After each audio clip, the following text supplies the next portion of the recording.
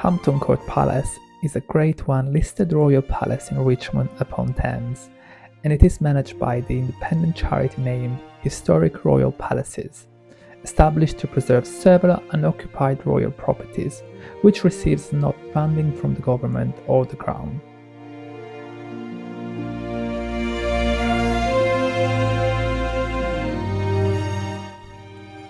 The building of the palace began in 1514 until 1694 on behalf of Cardinal Thomas Wolsey, who was the Archbishop of York and the chief minister of Henry VIII.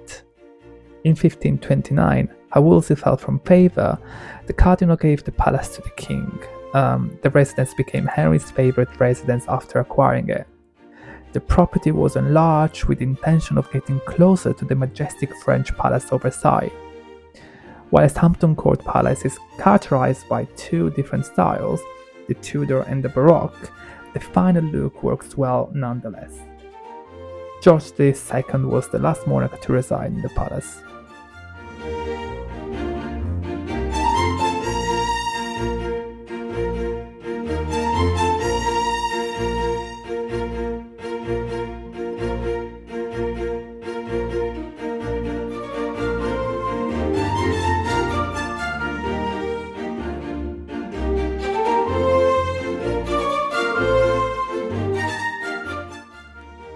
The site is today open to the public, which displays many works of art from the royal collection. Aside from the palace, it is now possible to visit the chapel, the beautiful gardens, the parks, and the famous maze. The structure also hosts the annual Hampton Court Palace Festival and also the Hampton Court Garden Festival, both taking place during the summer season.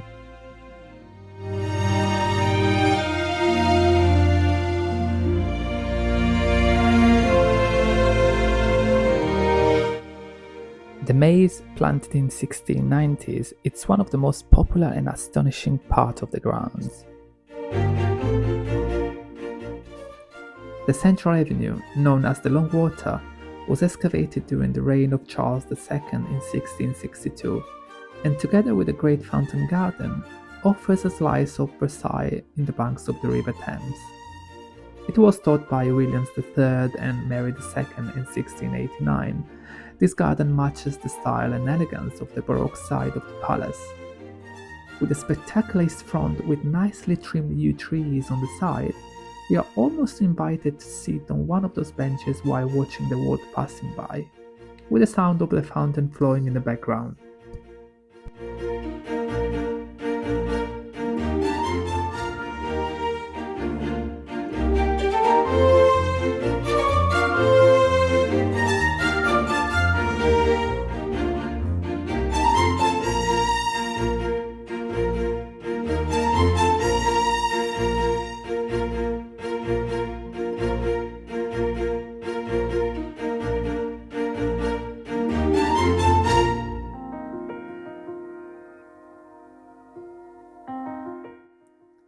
Thanks to their beauty and peculiarity, these worldwide famous gardens are Grade 1 listed on the Register of Historic Parks and Gardens, and have managed to charm visitors and royalty for centuries.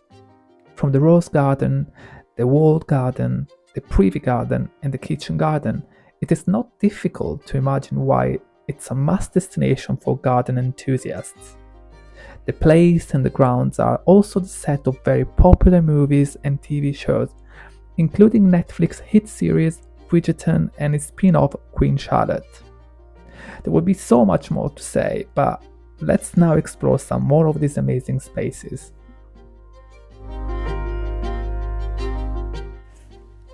The Rose Garden is full of life during the summer season. In fact, this corner is definitely a destination for wildlife and rose lovers. The rose varieties provide a stunning range of color, from various pink tones to yellows and creams to whites, making the space a breathtaking spot. The side walls display a beautiful hydrangeas and colorful perennials which help to complement the roses. Before hosting the roses, this area was once William III kitchen garden, which supplied the court with edible herbs and vegetables.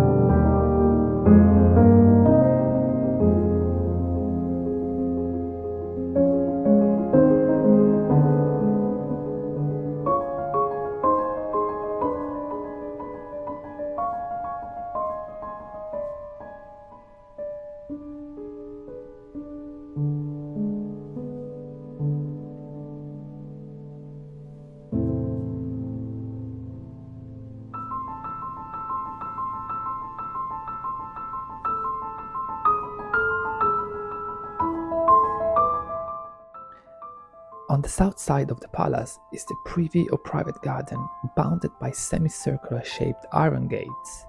This was originally William III's private garden. It was replanted in 1992 in period style, with manicured hollies and used trees along geometric paths. It is one of the most accurately restored gardens due to records available from 1702. Most recently, the Privy Garden was featured in the Regency TV shows Bridgerton and Queen Charlotte.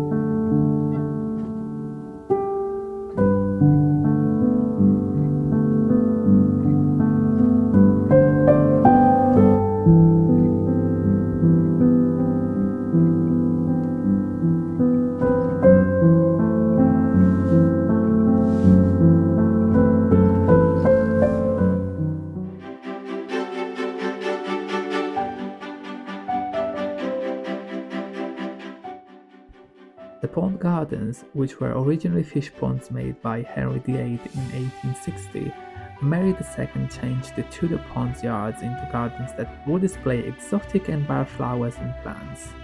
It's a must-see, especially during the spring and summer months when vibrant display of tulips and summer flowers color the beds.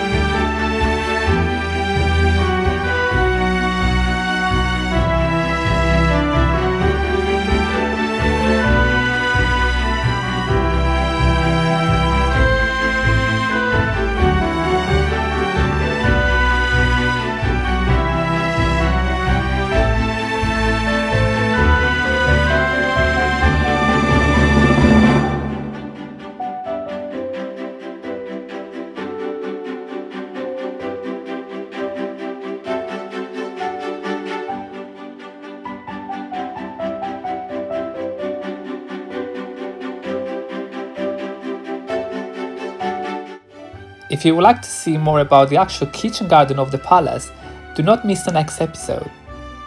As always, thank you for your support.